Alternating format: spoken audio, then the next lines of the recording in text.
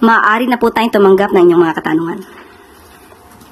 Christian Yusores, Radyo 630. Good morning po, Yusek.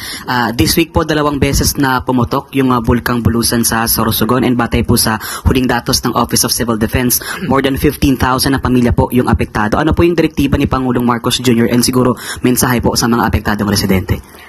Dahil nga po sa direktiba po ng ating Pangulo patungkol po dito sa Bulusan Volcano Eruption, dumalaw na po kaagad-agad si Secretary Rex Gatchalian, DSWD Secretary. Pumunta po sila kahapon sa nasabing lugar at sila po ay nagkaroon ng pag-assess at binisita po ang mga evacuation centers. Nandun din po, ready na po ang mga food packs para po sa mga naapektuhan at nagkaroon din po sila ng mobile kitchen dito sa Barangay Tughan, Juban, Sorsogon. At maliban po dyan ay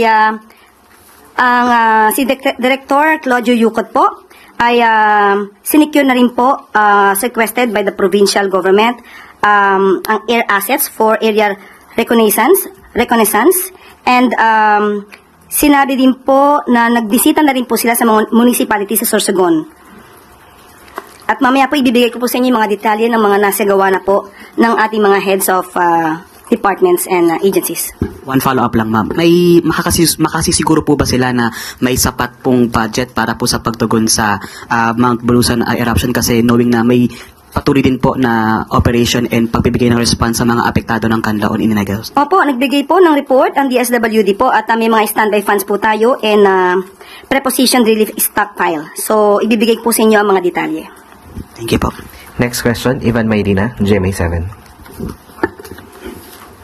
Yusek, patungkol ito sa libreng sakay sa LRT, MRT at LRT 1 and 2, MRT 3. Magkano ho ang gagastusin ng gobyerno para sa libreng sakay ito sa loob ng 4 na araw? Kung di po ako nagkakamali, na ibigay po kanina ni Secretary Vince Dizon ang projected budget ang magagastos po dito for 4 days.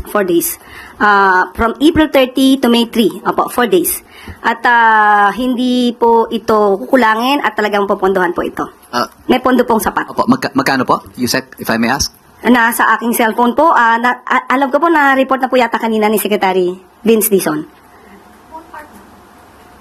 Kailan po ito po ay nasa aking, naibigay po sa akin kanina ng Secretary Vince Dizon ang, bibigay ko po sa inyo maya-maya. Yeah. After ko makita po sa aking cellphone na Sige, ibigay ma'am. po niya yung kanyang. Opo, maitanong ko na rin po, karaniwan kasi pag halimbawa yan, Labor Day, just on the day itself ang libre. At specific sector lang yung magbe-benefit. For example, kung Labor Day, workers. Kung Veterans Day, mga veterans. Ano ho kaya naging decision-making dito? Bakit siya binigay ng 4 na araw at para sa lahat?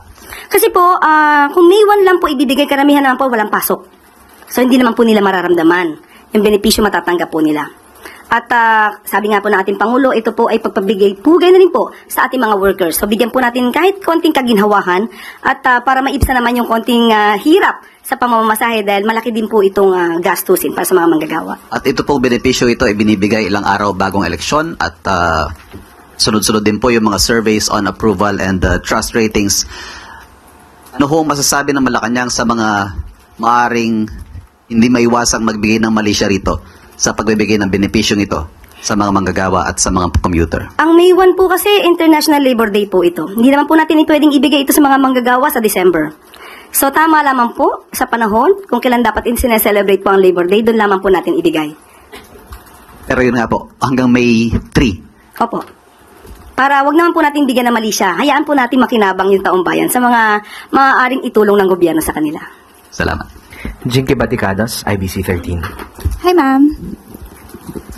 Ma'am, doon lang ako sa rollout po ng bigas para bukas. Ano po ang reaction ng Palas, ma'am? Dahil merong exemption na binigay ang COMELEC last Friday. It was signed already. But then po, sinasabi kanina ni Chairman George Garcia na they're waiting for the DA to have clarification with them kasi as far as they know, yung reso po na parang inilabas nila last Friday, sumasaklaw ng condition that says May 2 to 12 po, hindi siya applicable ng exemption. Okay, sabi nga po sa atin ni DA Secretary Kiko Laurel, nag-apply po sila ng exemption, nabigyan naman po sila. So, ang hinihintay, sa buong kadiwa po ito, exempted po. So, ang hinihintay na lamang po natin ay ang patungkol po sa LGU. Well, anyway, ang good news po, bukas po ilo-launch sa Cebu ang nasabing 20 pesos.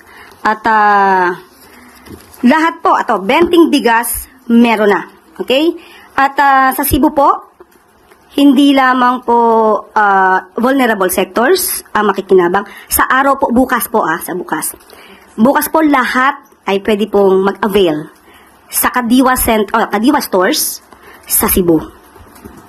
Hindi po pili, kundi lahat po na maaaring mag-avail po nito ay allowed po. Hindi po ito limited lamang sa vulnerable sector. Ma'am, I do not know how the palace reacts on this because kanina sinabi niya na tomorrow wala pong problema because May 1 pa lang. But May 2 to 12, parang clear nila na baka kung maaari daw ay gawin na lang ang rollout kahit sa buong Pilipinas right after election. I don't know what the palace would react on this Sa one. buong Pilipinas po. Ang sabi ni Attorney Garcia po, kanina nang in-interview siya. After election na lang kasi yung nga pong sinasabi nila on the reso na binigay nila for the exemption, May 2 to 12 lang po, ma'am. Kung yun po ang magiging panukala at polisiya po ni COMELEC Chair, tayo naman po itutugon. Next question. Eden Santos, Net25.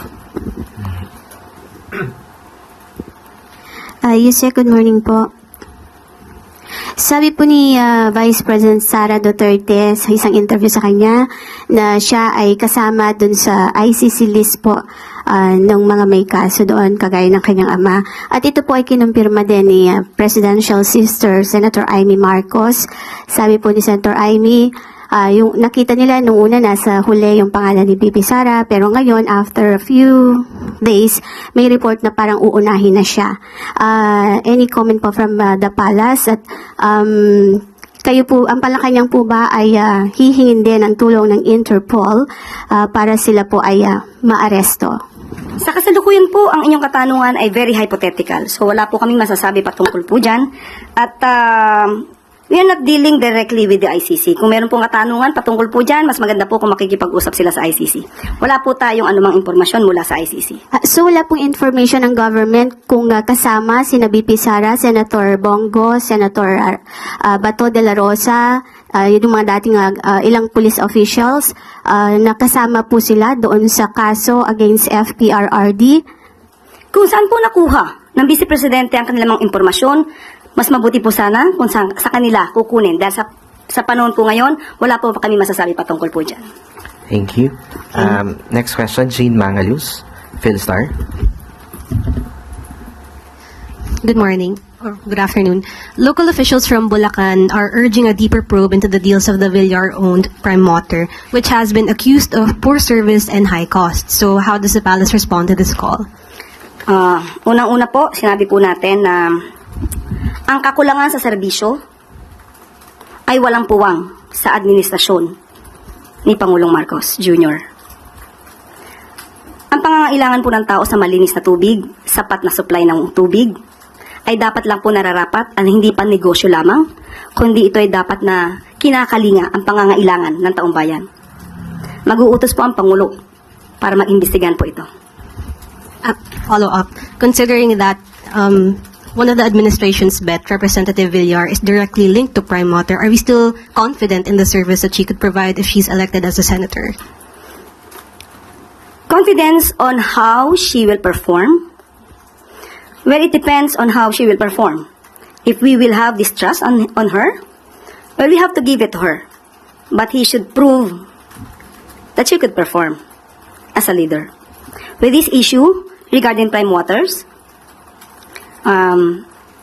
if there's a need for them to resolve the issues raised by the consumers, I think we should immediately make an immediate action on that.